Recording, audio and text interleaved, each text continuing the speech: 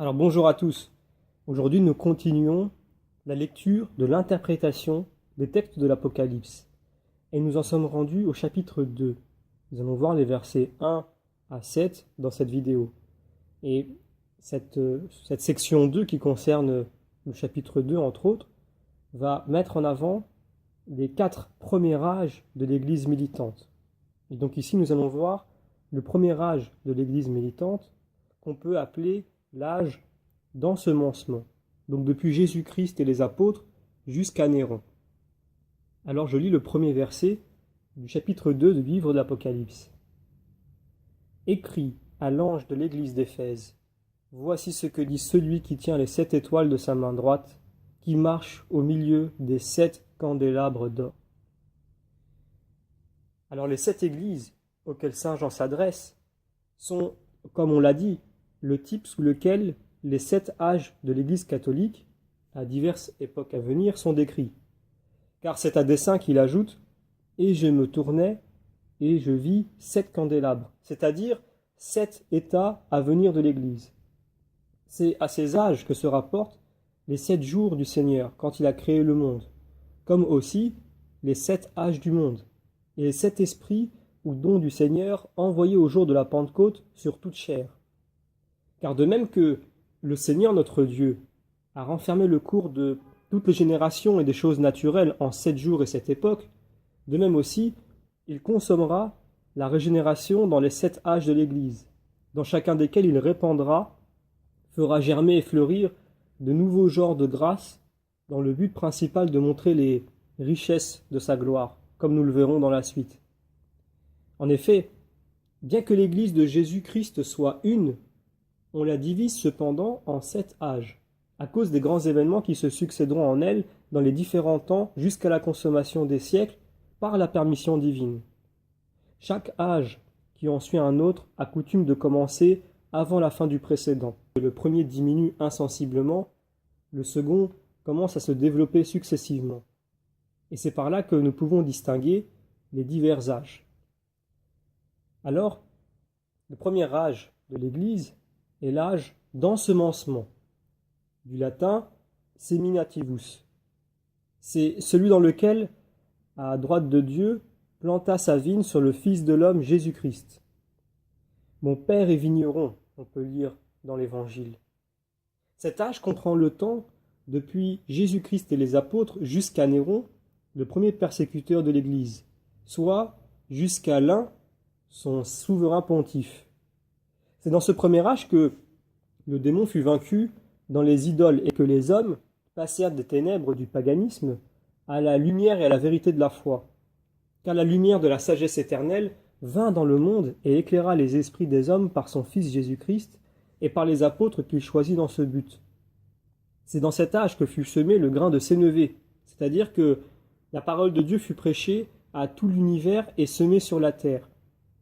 Nous lisons en Actes chapitre 13, « Et la parole de Dieu se répandait dans toute la contrée. » Car les apôtres partirent pour semer le bon grain dans le champ de Jésus-Christ, et ce grain s'éleva au-dessus de toutes les autres plantes. C'est à ce premier état, ou âge de l'Église, que s'appliquent les 2 paraboles du semeur, en Matthieu 13.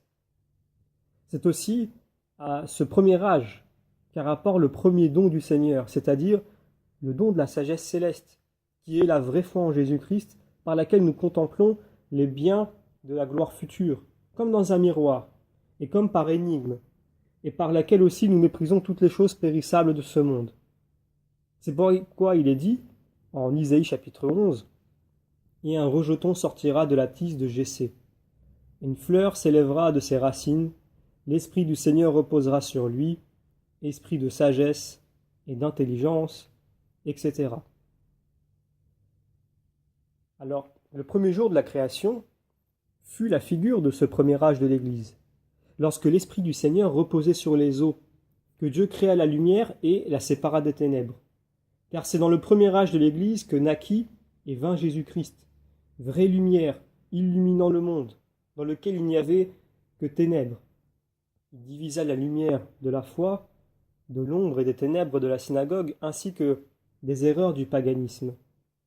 Un type de ce premier âge fut aussi la première époque, du monde, depuis Adam jusqu'à Noé. Car c'est dans cette première époque qu'Abel fut tué par Caïn, et que Seth fut substitué à ce premier. Et par là, la génération fratricide de Caïn fut séparée de la génération des enfants de Dieu. Cette première époque du monde fut, de plus, le temps de la génération et de la propagation de la race humaine selon la chair. Or, nous trouvons dans le premier âge de l'Église la réalisation de ces figures. Car le Christ fut mis à mort par la synagogue, et la synagogue fut ainsi séparée du Fils de Dieu. Et à sa place fut substituée la Sainte Église selon la promesse de Jésus-Christ. En outre, ce premier âge fut aussi le temps où se fit la régénération et la propagation du genre humain selon l'Esprit par Jésus-Christ, le Père commun de tous, et dont Adam était la figure. Et enfin, le type de cet âge fut l'Église d'Éphèse, car le mot Éphèse veut dire conseil, ma volonté et grande chute. Or, ces trois interprétations différentes conviennent au premier âge de l'Église. Car les apôtres et les premiers chrétiens étaient très saints, n'ayant qu'un cœur et qu'une âme, accomplissant la volonté du Père et de son Christ. Ces grands saints se mirent aussitôt à observer les conseils évangéliques de pauvreté, d'humilité, d'obéissance, de continence et de mépris de toute chose mondaine. Et dès ce premier âge, ils vainquirent, par cette sainte observance, le monde, la chair et le démon, et parvinrent ainsi au royaume. Et parce que la synagogue, rejetant le scandale qu'elle rencontra dans la prédication du nom de Jésus, comme le dit saint Paul dans l'épître aux Corinthiens, la première épître au chapitre 1 verset 23, pour nous, nous prêchons Jésus-Christ crucifié, scandale pour les Juifs, etc. La dissémination de l'Évangile fut ainsi l'occasion d'une grande chute et de la ruine de cette synagogue, qui fut rejetée de la face de Dieu dans les ténèbres extérieures. C'est ainsi que la naissance de l'Église fut la mort de la synagogue. Alors, nous continuons l'interprétation, mais nous revenons sur un passage, écrit à l'ange de l'Église d'Éphèse. Les prêtres sont appelés anges dans Malachie, chapitre 2. Les lèvres du prêtre seront les dépositaires de la science, et c'est de sa bouche que l'on recherchera la connaissance de la loi, parce qu'il est l'ange du Seigneur des armées. L'ange d'Éphèse, c'est son propre évêque Timothée et ses successeurs. Les évêques sont appelés anges à cause de leur office épiscopal et pastoral, pour lequel ils sont envoyés par Dieu. Car le mot ange s'interprète par envoyé. Voilà pourquoi les méchants et ceux qui ont l'habitude de nuire à l'Église sont appelés indistinctement anges, aussi bien que ceux qui édifient. Car de même que les bons sont envoyés, ainsi les méchants sont permis de Dieu pour l'épreuve et pour la plus grande gloire de ses élus. Timothée fut un bon et saint ange. Il édifia considérablement l'Église, qui lui avait été confiée. Il la gouverna d'une manière très sainte, et il alla jusqu'à verser son sang précieux pour elle, de sorte que cet ange et son Église d'Éphèse sont le type du premier âge de l'Église, que saint Jean décrit ici. Et parce que ce premier âge est proposé à juste titre, comme la règle et l'exemple des autres, saint Jean n'omet rien dans la description qu'il en fait de ce qui appartient au bon gouvernement de l'Église, comme la suite le fera voir. Donc nous continuons la lecture du verset. Voici ce que dit celui qui tient les 7 étoiles dans sa main droite, qui marche au milieu des 7 candélabres d'or. Alors la sagesse éternelle du Père, notre Seigneur Jésus-Christ, se construisit une demeure, c'est-à-dire une église, et il tailla 7 colonnes sur lesquelles cette église est fondée, édifiée et placée. La première colonne, c'est la solidité de la foi en Jésus-Christ. La seconde, la crainte du Seigneur. La troisième, la confiance en Dieu. La quatrième, la présence de Dieu. La cinquième, le ministère du Christ. La sixième, l'assistance de l'Esprit Saint. Et la septième, enfin, l'amour de l'époux. La première se trouve dans ces paroles du texte. Voici ce que dit le Christ, qui est la voie, la vérité et la vie. Ces paroles indiquent l'autorité infinie sur laquelle nous sommes très solidement fondés et par laquelle l'Église, épouse de Jésus-Christ, doit croire avant tout à son époux. Car cette parole exprime beaucoup d'emphase, et les grands ainsi que ceux qui jouissent auprès des peuples de quelque autorité et d'un certain crédit ont ordinairement coutume de s'en servir en tête de leur édit. C'est ainsi qu'un roi, envoyant une ambassade à une reine, s'en sert en disant « Voici ce que dit le roi ». Et c'est de la même manière que l'époux agit envers son épouse. Lui qui tient les 7 étoiles dans sa main droite, est-il écrit. C'est-à-dire qui a tous les évêques et les prélats de l'Église sous sa puissance, par laquelle il les brise, comme un vase d'argile selon sa volonté, et il les jette à terre s'ils se comportent mal. Mais il les conserve aussi par sa grâce, signifiée par sa droite, pour les empêcher de faillir dans la voie de la vérité et de la justice. C'est de ces paroles qu'on peut déduire la seconde et la troisième colonne, c'est-à-dire la sainte crainte du Seigneur et la parfaite confiance en Jésus-Christ. Que celui qui est debout fasse attention de ne pas tomber, et que celui qui est tombé ne désespère pas, mettant sa confiance dans la droite de Jésus-Christ, qui élève le pauvre de son fumier. Ensuite, il est écrit qui marche au milieu des 7 candélabres d'or, soit au milieu de toutes les églises, comme il l'a promis en Saint Matthieu, chapitre 28. Voilà que je suis avec vous jusqu'à la consommation du siècle.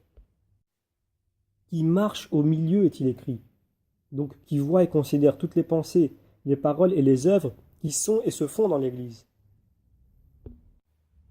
Et comme Dieu se promenait au milieu du paradis à l'heure du jour où il s'élève un vent doux, comme nous lisons dans Genèse chapitre 3. Ainsi est-il dit ici que notre Seigneur Jésus-Christ marche au milieu de son Église par son assistance, sa présence, sa toute-puissance, sa science et son amour, comme un consolateur au milieu des affligés, un roi au milieu de ses sujets, un grand prêtre au milieu de ses ministres, Dieu au milieu de ses créatures, un père au milieu de ses enfants, ou un tuteur au milieu de ses pupilles, un riche au milieu des pauvres, un juge au milieu des opprimés, un médecin au milieu de ses malades, comme un amiral au milieu de ses vaisseaux, ou encore un avocat au milieu des coupables. De ces paroles ressortent les 4 autres colonnes sur lesquelles l'Église, et nous tous, qui en sommes les membres, devons être fixés, savoir la présence du Dieu Tout-Puissant, Jésus-Christ, qui est la 4e colonne. Et si nous portons nos regards sur elle, nous agissons en tout et partout d'une manière droite.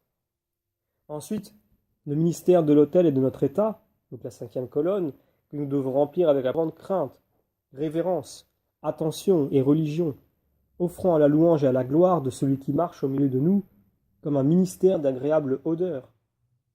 De plus, réjouissons-nous, et tenons-nous très rassurés au milieu des flots de la mer du siècle sur laquelle nous voyageons dans l'assistance ineffable du Saint-Esprit, qui est la 6e colonne, en disant « Vous ne nous laisserez pas orphelins, ô Seigneur ».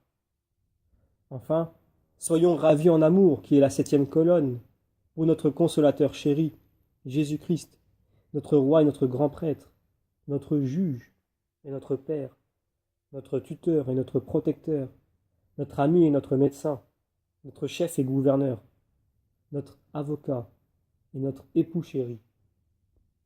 Donc, ayant posé ce fondement de son Église, Dieu nous prescrit la forme de la correction fraternelle, laquelle, quoique nécessaire dans l'évangile de Dieu, doit être discrète. Or, cette qualité exige, premièrement, une supériorité dans la personne qui corrige, et deuxièmement, que ce supérieur soit un bon médecin, connaissant les bonnes qualités aussi bien que les défauts de ceux qu'il veut corriger, et qu'il jouisse auprès d'eux de l'autorité, du respect et de l'amour. Et tout cela est contenu dans ces paroles.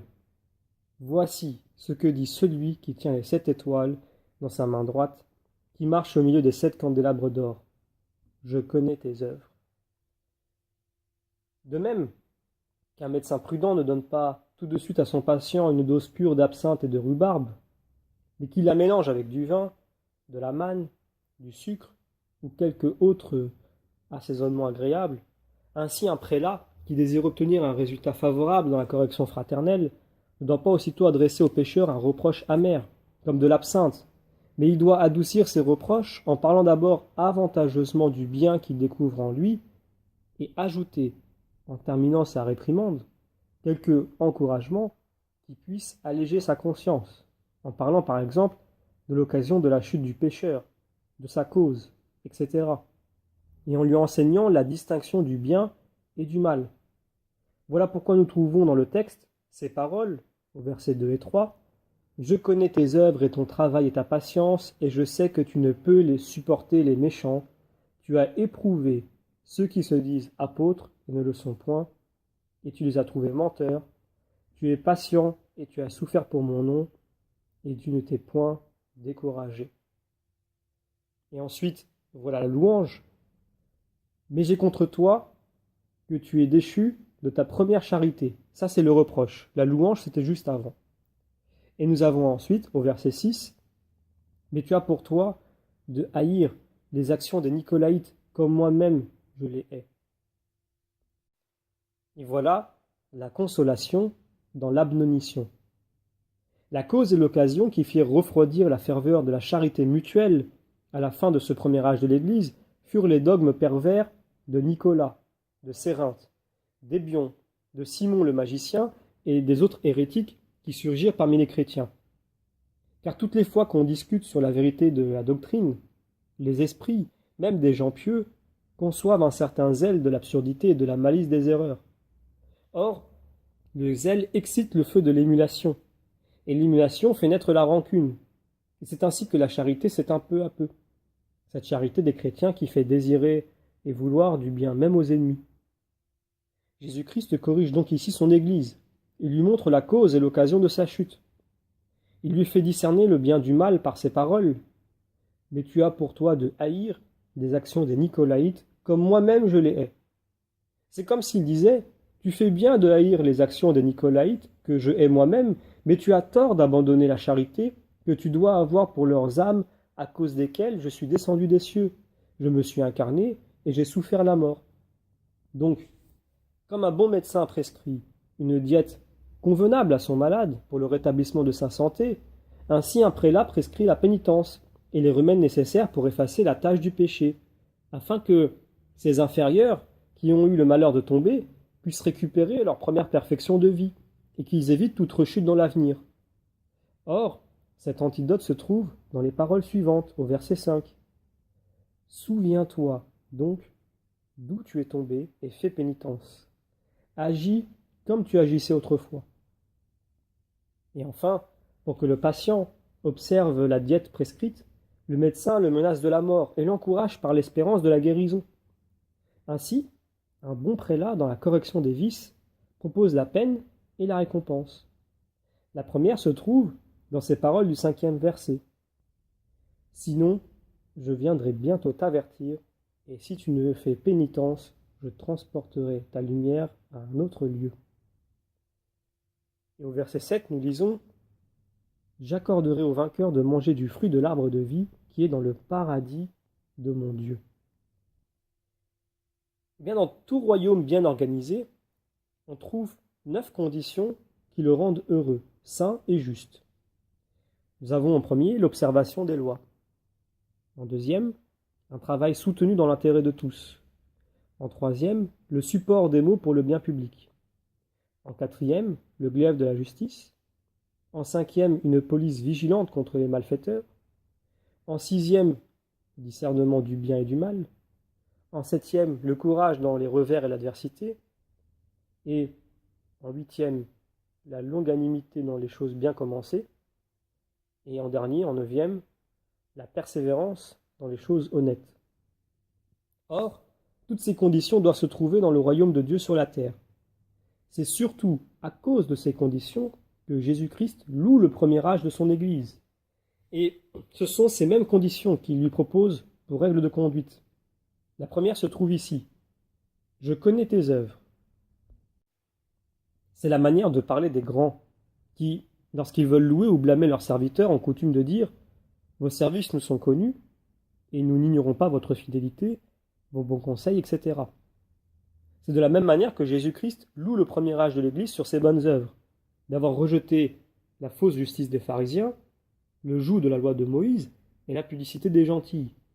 Et il la loue encore sur son observation de la loi parfaite de l'Évangile, sur l'honneur qui en revient à son législateur, sur sa fidélité en l'honorant et sur sa gratitude en le servant.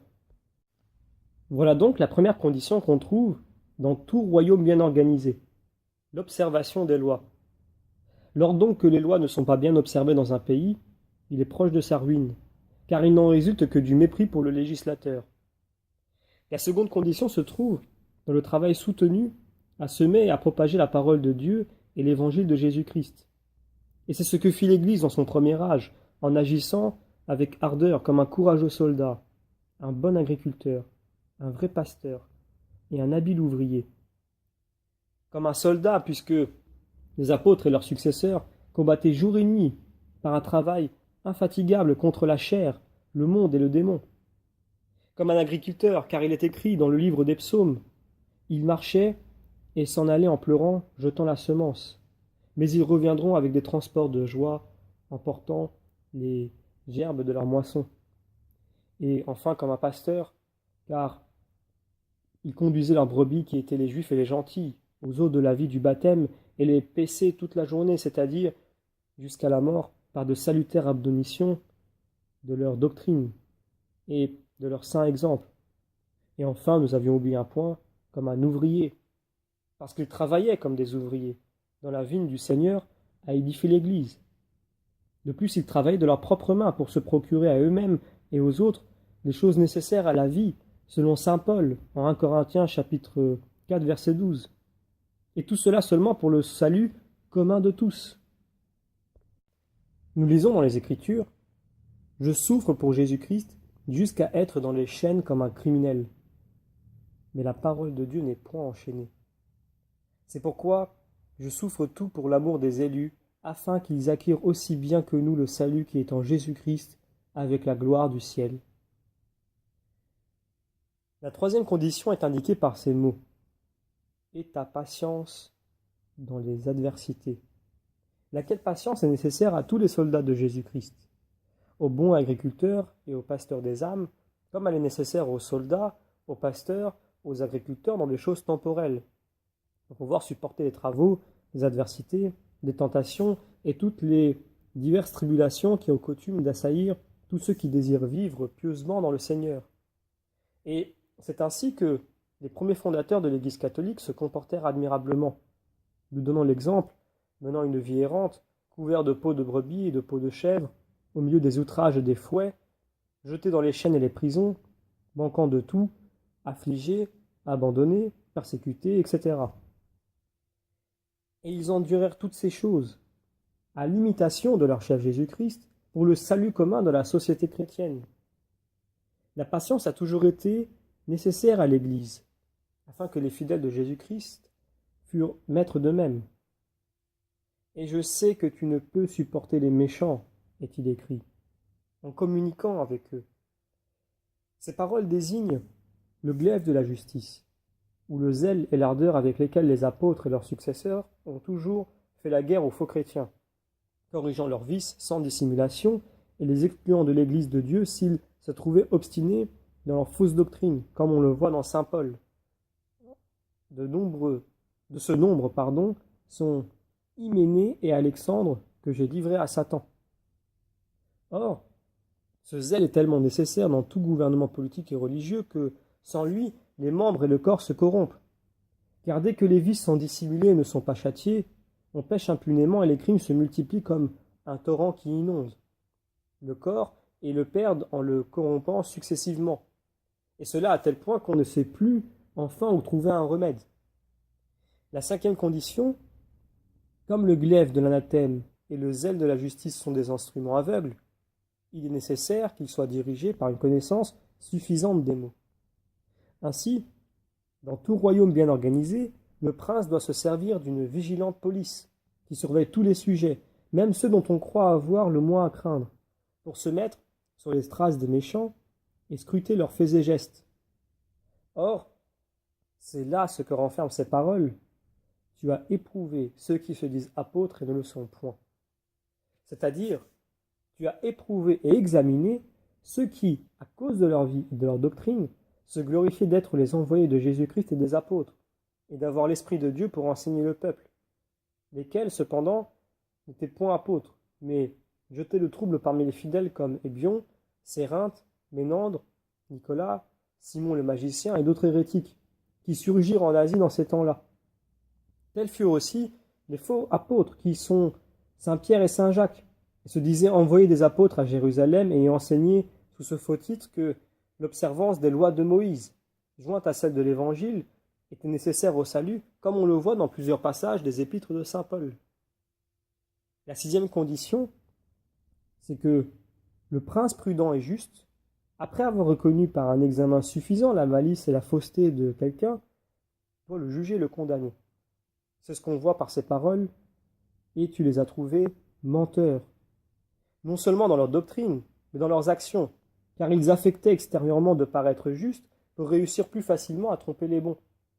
C'est pour cela que l'Église rejeta de son sein ces hérétiques, et qu'il est dit ici que, les trouvant menteurs, elle prononça de la chair de saint Pierre une sentence d'anathème, et déclara qu'aucun d'entre eux, n'ayant reçu de mission ni de Dieu ni de Jésus-Christ, ni des apôtres, qui n'enseignaient point la vraie doctrine et ne prouvaient point par des faits véritables que la justice légale est nécessaire au salut. Cinquième condition, il arrive quelquefois que, pour résister au glaive de la justice et de la vérité, les méchants usent de rébellion, de persécution et d'autres moyens de résistance. Voilà pourquoi la force et la grandeur d'âme sont nécessaires au prince pour ne pas se laisser détourner de la juste punition des méchants en abandonnant la justice et la vérité. L'Église, dans son origine, eut en effet beaucoup d'adversités et de tribulations à subir dans ses membres, de la part des hérétiques qui surgirent alors, et elle supporta tout avec le plus grand courage, en soutenant et maintenant les choses nécessaires au salut par des sentences de justice et de vérité. Or, c'est cette force de l'Église qui est louée dans ces paroles. Tu es patient. Huitième condition, eh bien, comme certaines adversités ont coutume d'être longues, soit par la permission de Dieu, soit en raison de l'iniquité des méchants, la force du prince doit être appuyée sur sa longanimité, afin de pouvoir s'opposer en tout temps à quelque adversité qui se présente à cause de la justice et de la vérité. C'est pour cela que la primitive Église est louée par ces paroles. Et tu as souffert pour mon nom. Ces mots expriment la cause et la conséquence de ces souffrances, c'est-à-dire la gloire du nom de Jésus-Christ que les hérétiques et les juifs blasphémaient en niant sa divinité et son humanité, sa venue et ses œuvres, comme on le voit dans les épîtres de saint Paul. Et enfin, neuvième et dernière condition, parce qu'il y a certains maux et certaines adversités qu'on ne peut pas complètement extirper, le prince doit être persévérant dans la justice et la vérité.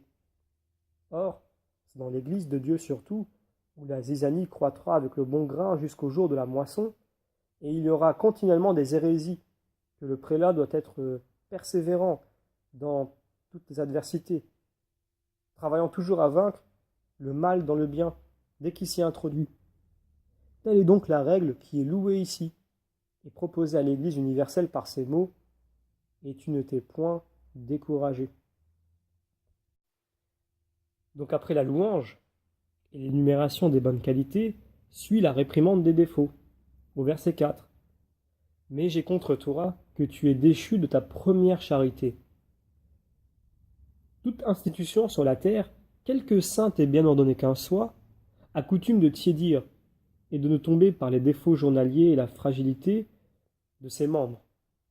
C'est ce qui arriva au premier âge de l'Église, décrite sous le type de l'Église d'Éphèse.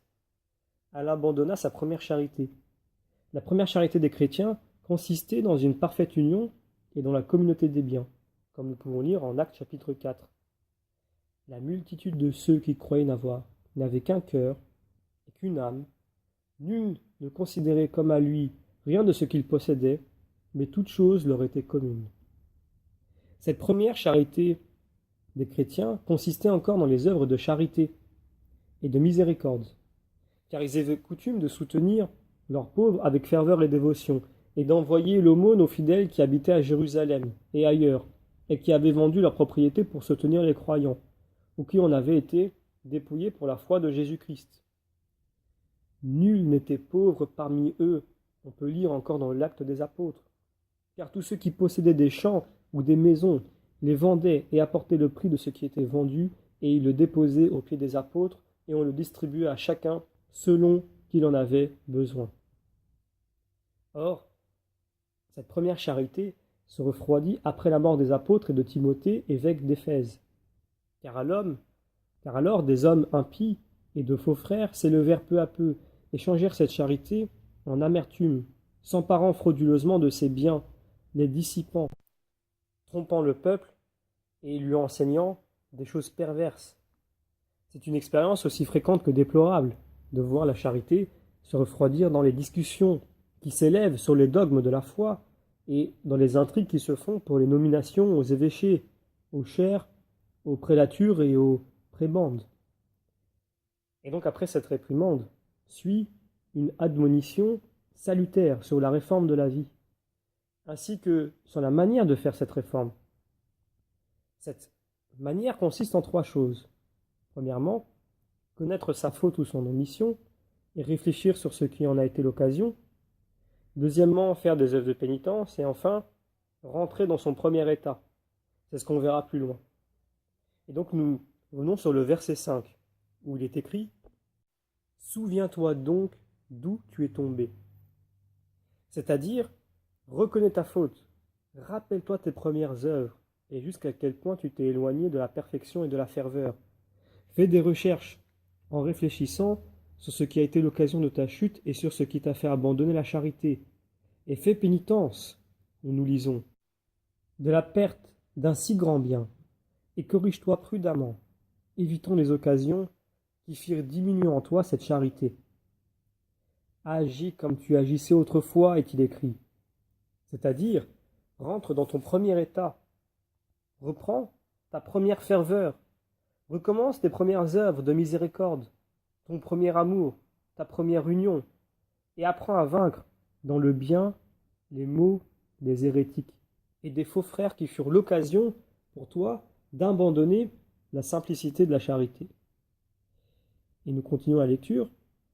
Sinon je viendrai bientôt t'avertir, et si tu ne fais pénitence, je transporterai ta lumière à un autre lieu.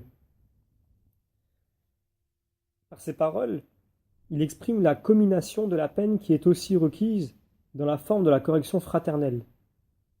Sinon, si tu ne te corriges pas de la manière indiquée, je viendrai bientôt t'avertir. Le texte latin dit au présent « je viens », venio, afin de faire comprendre à l'Église que la vengeance divine est toujours prête, et même présente, et survient au moment que nous y pensons le moins. Et si tu ne fais pénitence, je transporterai ta lumière à un autre lieu. Il ajoute ici le genre de peine et de punition qu'il indique au futur, pour nous faire comprendre la longanimité de Dieu à attendre notre pénitence, et pour nous montrer les peines qui nous menacent de loin et longtemps, jusqu'à ce qu'enfin notre prévarication, portée à son comble, fasse éclater sa colère.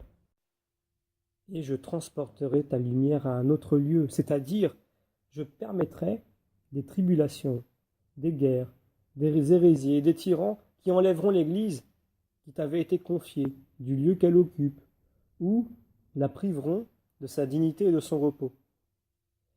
C'est en effet ce qu'il fit plus tard, par les 10 tyrans qui agitèrent et émurent si terriblement l'Église, qu'elle parvint à une grande perfection et à une grande charité. Témoins, ces millions de martyrs de l'un et de l'autre sexe qui moururent pour l'amour de Jésus. Je transporterai ton candélabre de son lieu, ton épiscopat, tes richesses, tes dignités et ton Église du lieu où elle se trouve maintenant, si tu refuses de te repentir des péchés qui te sont connus et d'en faire pénitence. C'est ainsi qu'il agit envers l'Église grecque, envers l'Angleterre, la Terre Sainte et l'Allemagne. Et c'est ainsi qu'il a commencé de faire et qu'il continuera dans la suite à l'égard de l'Église latine et de tout l'Occident, si nous ne faisons pénitence. Nous continuons avec le verset 6 maintenant. Nous pouvons lire « Mais tu as pour toi de haïr les actions des Nicolaïtes, comme moi-même je les hais. » Par ces paroles, il adoucit la première réprimande, afin que, selon l'usage du bon samaritain, l'huile adoucissante soit mélangée avec le vin de la mortification. Mais tu as cela de bon et digne de recommandation, de haïr les actions des Nicolaïtes, c'est-à-dire les fornications et l'usage commun des femmes. Ensuite, il ajoute la juste manière et la mesure de haïr, qu'il recommande à son Église, selon son exemple en disant de haïr les actions des Nicolaïtes, comme moi-même je les hais. Il veut dire et insinuer tacitement que nous ne devons jamais haïr les personnes, quelque mauvaises qu'elles soient, mais seulement leurs actions mauvaises, à cause de leur salut et de l'honneur qui est dû à Dieu, à l'exemple de Jésus-Christ qui hait le péché par-dessus tout, et qui aime cependant tellement la personne du pécheur, qu'il est descendu des cieux pour mourir entre deux voleurs et effacer nos péchés. Troisièmement, il apprend à son Église quelle fut l'occasion qui lui fait abandonner sa première charité, parce que, ne distinguant pas bien les personnes de leurs actes, elle perdit l'affection et la ferveur de la charité à leur égard. C'est pourquoi aussi il l'excuse dans son délit, et comme un médecin très prudent, il adoucit sa réprimande par ses paroles. Mais tu as pour toi de haïr les actions des Nicolaïtes comme moi-même je les hais. Au verset 7, nous lisons que celui qui a des oreilles écoute ce que l'Esprit dit aux églises. C'est une manière de parler qui signifie la difficulté de faire quelque chose, ou l'élévation des mystères qui doivent s'accomplir dans l'Église, en même temps qu'elle nous fait connaître la fragilité de notre chair et la corruption de notre intelligence, voulant nous faire entendre que tout ce qui est écrit dans ce livre de l'Apocalypse contient la sagesse et qu'il y a une grande difficulté de le comprendre. C'est de la même manière que Jésus-Christ, recommandant à son Église la continence comme une chose ardue, dit en Matthieu chapitre 19 que celui qui peut entendre, entende. J'accorderai au vainqueur de manger du fruit de l'arbre de vie qui est dans le paradis de mon Dieu, est-il écrit. Par ces paroles, il ajoute le prix, il assigne la récompense, pour inviter par là plus efficacement son Église à la pénitence. Il veut dire au vainqueur des tentations de la chair, du monde et du démon, j'accorderai de manger du fruit de l'arbre de vie.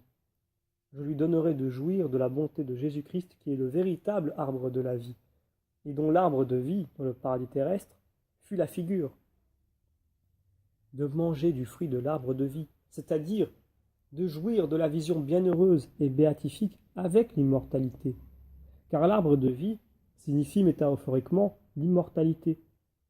Donc, en Genèse chapitre 3, où nous pouvons trouver justement cet arbre de vie.